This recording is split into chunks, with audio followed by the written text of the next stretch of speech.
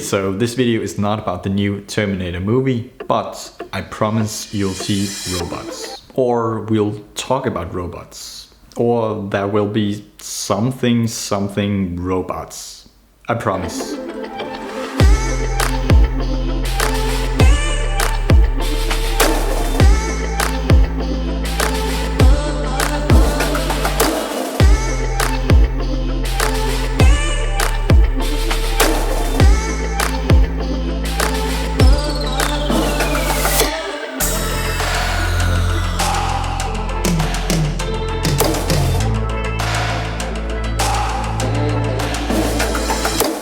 Okay, so strictly speaking, the only robot in that clip is the vacuum cleaner. But to me, these things and much new technology, it feels like I have robots working for me. I'm talking about the technology that has transformed and is still transforming our everyday lives. In just the last year, I have upgraded my home with several physical and virtual robots that are making my life better.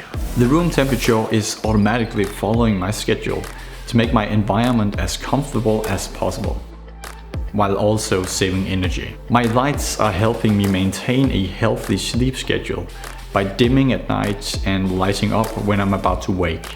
And this is super awesome and has helped me maintain a much better and regular sleep schedule. And my loyal little robot helper is keeping my floors clean. I have even created my own device to help myself take more breaks when I'm sitting at my desk. And you can see the story behind that device in one of my previous videos. If there's technology that can help me save time, money, headaches, or in any way improve my life, I'm interested. If a robot can clean my floors, that means I don't have to do it. And that results in me having more free time to do what I really want. And I love that. I'm super excited to see what the future will bring in this direction, especially after reading The Inevitable by Kevin Kelly. My brief takeaway is that we are only at the very beginning and we have much more to see. But what about today? There are already so many exciting things going on, and why not take advantage of that instead of just waiting around? So my challenge for this video is to use technology that I already have to create more robots that will improve my life. And I'll focus on virtual robots, the ones that don't actually have any physical manifestation but are still behind the scenes helping us. To make this more interesting for you too, I'll use a technology that you probably also have, your smartphone. And more specifically, I've narrowed it down to just one app, IFTTT. It's a free app that essentially allows you and I to create robots that can help us in our everyday lives. And because it's free, my idea is that maybe you'll pick up some inspiration, some ideas yourself that you can use to go out and create awesome robots for your life. Or you can just pick up mine if you like my ideas. Whatever the case, I hope that we can learn something from this challenge, experiment, whatever it is. If you don't know what IFTTT stands for, it's if this, then that. And it's an automation platform that allows users to connect a whole bunch of things using the if this then that structure. Meaning I can set up a trigger, the if part, and then that triggers the then part. For example, if the International Space Station passes over your house, then send a notification to your phone. And yes, this is an actual app built by the IFTTT team. Challenge accept. Wait, what's the challenge?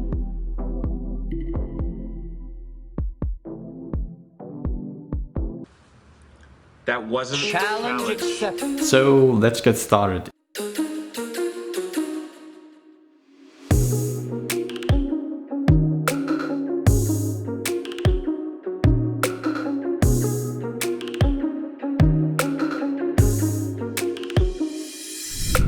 See, Ray Dalio is a very smart person. And one of the many things I love about his book Principles is the descriptions of the tools and processes they use at Bridgewater.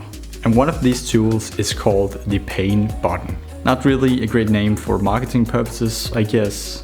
But the idea behind the pain button is that Dalio believes pain plus reflection equals progress. meaning that when I experience some sort of pain, it's a signal that I have something to learn, that something is wrong and I should look into this. But of course, most of the time I'm not really in a mood for reflection when I'm experiencing pain. Instead, this reflection is much better left for later. And that's where the pain button can help. So my do-it-yourself version of this pain button works like this. I have set up a button trigger and placed the button widget on my screen. When I click this button, the then that part will run, which in this case is creating a note in my Evernote notebook with time and place. And now I can easily go back at a later time and write down my reflections in this note already created associated with this pain I experienced. Now this thing is pretty much a washed down version of the description in the principal's book, but I have added my own twist as well. I have added a happiness button next to the pain one.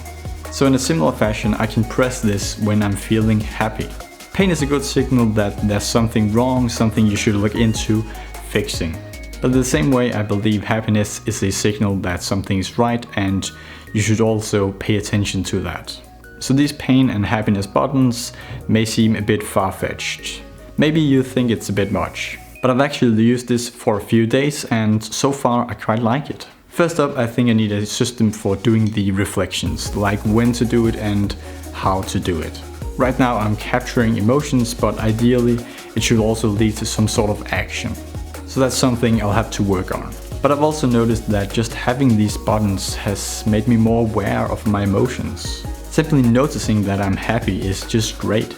And even if I don't reflect on it later, just acknowledging that I'm happy is a great thing. So far, so good. But let's get back to the challenge. What else can I create?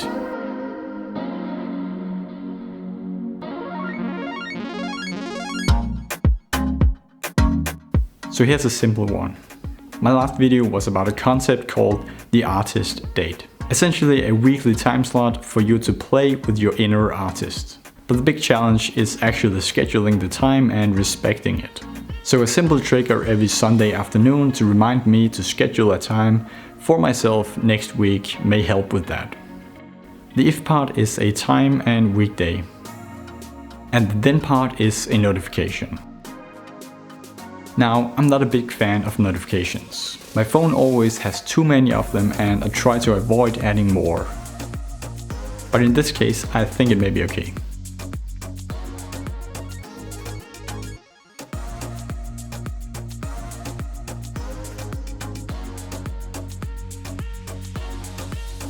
Okay, so I'm starting to realize the true value in if this, then that. The community.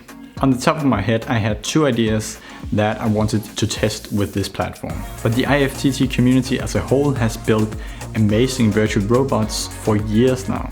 Here's what I found in just a few minutes. Reminders for everything.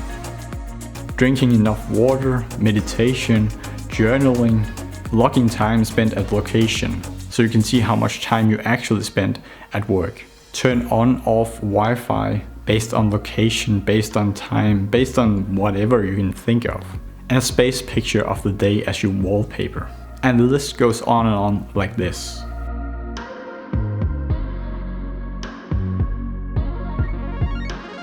Technology is moving forward at an incredible pace. And if this, then that isn't really a new technological feat. But it's a quite cool platform that allows for some creative and useful applications. And the community has certainly embraced that.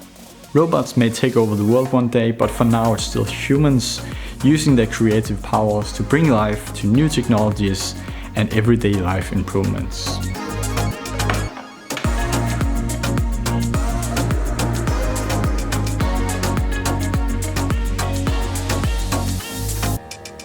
Thank you for watching this video. If you're interested in knowing more about any of the stuff I discussed in this video, feel free to check out the links below. And with that, see you in the next one.